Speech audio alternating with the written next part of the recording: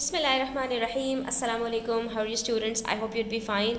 Chapter number 6 में हमारे पास जो एरिया ऑफ ट्राइंगल है उसके अंदर अब हम लेसन नंबर 3 में एरिया ऑफ कंपोजिट फिगर्स यानी कि एक ऐसे फिगर जो कई छोटी छोटी डिफरेंट फिगर्स से मिलकर बनती है, डिफरेंट डिफरेंट शेप्स से मिलकर बनती है, जिसमें कोई एक कॉन्क्रीट शेप आपके पास नहीं होती बल्कि वो 2-3 शेप्स के साथ मिलकर बन रही होती है। जैसे कि आप इस फिगर में देख सकते हैं कि एक अदद आपको ट्राइंगल नज़र आ रहा है, एक स्क्वायर नज़र आ रहा है, फिर एक ट्राइंगल नज़र आ रहा है। यानी अगर पूरी फिगर की बात की जाए तो वो कोई एक स्पेसिफिक आपके पास शेप नहीं है। तो ऐसी सूरत में हमने किस तरह से क्वेश्चंस का एरिया फाइंड आउट करना होता है, आज हम इसी के मुताल्लिक वीडियो में कुछ क्वेश्चंस करेंगे पेज 141 के ऊपर। तो वीडियो एंड तक देखिएगा और स्किप मत कीजिएगा, इंशाल्लाह आपको इससे काफ़ी फ़ायदा होगा। ठीक है, स्टार्ट करते हैं और देखते हैं कि इसके अंदर हमारे पास हमें क्या करना है।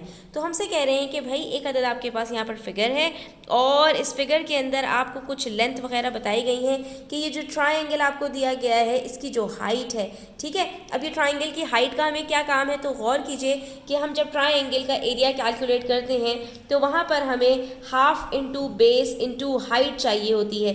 यानी ट्राइंगल का जो हमने बेस लिया है उसके ऑपोजिट से हमें एक परपेंडिकुलर उसके ऊपर ड्रॉप करना होता है, जिससे हमें उसकी हाइट पता चल जाती है। तो अगर हम इस ट्राइंगल की बात करें तो यहाँ पर हमसे कह रहे हैं कि ये 2 मीटर्स का यहाँ पर हमारे पास इस ट्राइंगल का बेस आ जाएगा, क्योंकि इसके पैरेलल में 2 मीटर्स दिया हुआ है। ठीक है, हमें ये हाइट बताई जा रही है और जब ये बेस होगी हमारी तो हमारे पास इसके ऑपोजिट से जो ये हमारे पास हाइट आएगी स्टूडेंट्स वो भी हमें गिवन है, तो हम आसानी से इस ट्राइंगल का एरिया कैलकुलेट करेंगे। इसी तरह से ये जो हमारे पास ट्राइंगल दिया हुआ है इसकी भी हमारे पास हाइट 5 मीटर्स है और बेस हमारे पास 2 मीटर्स है। यानी अगर हम एक ट्राइंगल का एरिया कैलकुलेट करेंगे, उसको 2 से मल्टीप्लाई करेंगे तो ये 2 ट्राइंगल्स का एरिया हमारे पास निकल के आ जाएगा। उसके बाद ये हमें एक अदद स्क्वायर दिया हुआ है, क्योंकि इसके अंदर हमारे पास लेंथ भी 2 मीटर्स है और बेस भी 2 मीटर्स की है। तो लेंथ इंटू ब्रेथ जब हम करेंगे तो हमारे पास इसका भी एरिया निकल आएगा और इन तीनों को हमने ऐड कर देना है और हमारे पास इस पूरी फिगर का एरिया कैलकुलेट हो जाएगा। तो ये स्क्रीनशॉट ले लीजिए। यहाँ पर स्टूडेंट्स हमने एरिया ऑफ स्क्वायर निकाल लिया 4 मीटर स्क्वायर। जब ट्राइंगल का एरिया निकाला तो हमारे पास 5 मीटर स्क्वायर आया। दो हमारे पास ट्राइंगल से 2 से मल्टीप्लाई किया तो दोनों ट्राइंगल्स का निकल आया। उसके बाद इसको हमने स्क्वायर के एरिया से प्लस किया तो हमारे पास आंसर आ गया 14 मीटर स्क्वायर। उसके बाद पार्ट बी में देखिए, यहाँ पर भी हमारे पास एक अजीब व गरीब सी फिगर है, लेकिन अब इस फिगर के अंदर हमारे पास प्लस पॉइंट ये है कि इन्होंने हमें मार्क करके दे दिया है। और मार्क किस तरह से कर दिया है कि यहाँ पर एक जो है वो इन्होंने मार्किंग की है डॉटेड लाइन से, तो एक पूरा हमारे पास ट्राइंगल बन रहा है। ट्राइंगल की अगर हम बेस की बात करें तो हमें बेस मालूम नहीं है कि सिर्फ यहाँ से लेकर यहाँ तक की हमारे पास लेंथ कितनी है। अलबत्ता इसके पैरेलल हमारे पास यहाँ से लेकर यहाँ तक की पूरी लेंथ दी हुई है, दैट इज़ 7 सेंटीमीटर्स।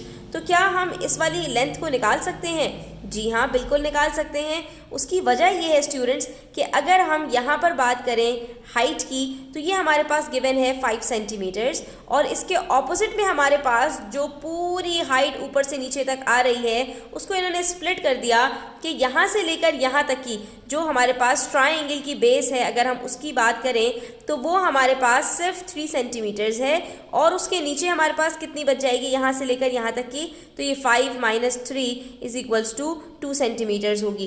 तो अब हमें इसका काम किस तरह से फ़ायदा देगा स्टूडेंट्स, अगर आप इसके पैरेलल में ये वाली लाइन देखें स्टूडेंट्स जो यहाँ से लेकर यहाँ तक है, ट्रायंगल का जहाँ पर बेस स्टार्ट हो रहा है वहाँ पर ये लाइन एंड हो रही है, तो ये बिल्कुल इसके पैरेलल है, पैरेलल भी है और लेंथ में भी दोनों बराबर हैं। तो जब ये 3 सेंटीमीटर्स है तो ये भी आपके पास 3 सेंटीमीटर्स की लाइन है। और जब इन्होंने यहाँ पर हमारे पास 2 छोटी छोटी लाइन से मार्क किया हुआ है, जिसका मतलब ये है कि जितनी लेंथ इस लाइन की है उतनी ही लेंथ हमारे पास इस लाइन की है। तो अगर ये लाइन हमारे पास 3 सेंटीमीटर्स है तो ये भी हमारे पास 3 सेंटीमीटर्स का होगा। ठीक है, जब ये हमारे पास 3 सेंटीमीटर्स का होगा स्टूडेंट्स तो इसके ऑपोजिट में जो यहाँ से लेकर यहाँ तक की हमारे पास लेंथ है ये भी हमारे पास 3 सेंटीमीटर्स की होगी। इससे ये पता चला ये हमारे पास एक अदद पूरा स्क्वायर हो जाएगा। ठीक है, जिसमें यहाँ से लेकर यहाँ तक की लेंथ 3 सेंटीमीटर है जो कि हमारे पास पैरेलल में दी हुई है और बाकी जो बच जाता है हमारे पास हिस्सा वो कितना होगा, वो 5 - 3 दैट इज़ 2 सेंटीमीटर्स। क्योंकि जो 5 सेंटीमीटर आपको गिवन है ये यहाँ से लेकर पूरी यहाँ तक की लेंथ है। ठीक है, तो हमने इसको स्प्लिट कर लिया बाकी जो चीज़ें हमें गिवन थी उसकी मदद से कि ये ऊपर वाला हिस्सा 3 सेंटीमीटर्स का है और नीचे वाला हिस्सा 2 सेंटीमीटर्स का है। अब ये देखिए दो शेप्स हमारे पास आ चुकी हैं। एक ये स्क्वायर, इसकी हमें लेंथ पता चल गई, इसका एरिया आराम से कैलकुलेट कर लेंगे। अब इस ट्राइंगल की बात करें तो इसकी बेस हमें कैसे पता चल सकती है, जब हमारे पास यहाँ से लेकर यहाँ तक 3 सेंटीमीटर्स है और यहाँ से यहाँ तक पूरा 7 सेंटीमीटर है, तो ट्राइंगल की बेस कितनी होगी, 7 - 3 दैट इज 4 सेंटीमीटर्स। तो इस तरह से हमने यहाँ पर इसकी बेस भी कैलकुलेट कर ली। हाइट हमें ऑलरेडी गिवन है क्योंकि उसके पैरेलल में 3 सेंटीमीटर्स की हाइट इन्होंने हमें बताई हुई है, तो हम इसका भी एरिया कैलकुलेट कर लेंगे। उसके बाद ये जो 3/3 हमारे पास शेप बचती है, ये एक रेक्टेंगल है स्टूडेंट्स। तो इसके अंदर हमारे पास लेंथ 7 सेंटीमीटर्स की है और जो इसकी हमारे पास ब्रेथ है वो कितनी है, 2 सेंटीमीटर्स की। तो इन तीनों का हम अलग अलग एरिया कैलकुलेट करेंगे और उसके बाद तीनों को सम अप कर देंगे। तो स्टूडेंट्स एक तो आप इस तरीके से इसका पूरा एरिया कैलकुलेट कर सकते हैं जहाँ पर आपके पास टोटल एरिया 29 सेंटीमीटर स्क्वायर आएगा। तीनों का अलग अलग जब आप कैलकुलेट करेंगे तो रेक्टेंगल का 14 सेंटीमीटर स्क्वायर, स्क्वायर का 9 सेंटीमीटर स्क्वायर और ट्राइंगल का 6 सेंटीमीटर स्क्वायर। ठीक है, तो इस तरह से आपके पास 29 सेंटीमीटर स्क्वायर आएगा।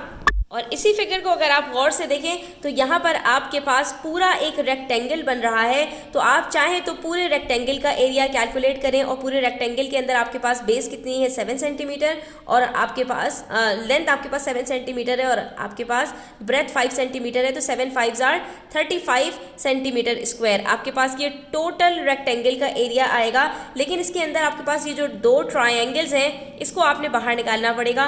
तो कैसे आप बाहर निकाल सकते हैं, ये दोनों आपके पास जो ट्राइंगल्स हैं ये आइडेंटिकल है। वजह उसकी ये है स्टूडेंट्स कि आपके पास ये 3 सेंटीमीटर है और ये पूरा 7 सेंटीमीटर, तो यहाँ पर आपके पास यहाँ से लेकर यहाँ तक 4 सेंटीमीटर्स है। ठीक है, तो अगर हम इन दोनों की बात करें तो यहाँ पर ये बिल्कुल बीच में हमारे पास एक ट्राइंगल बना है।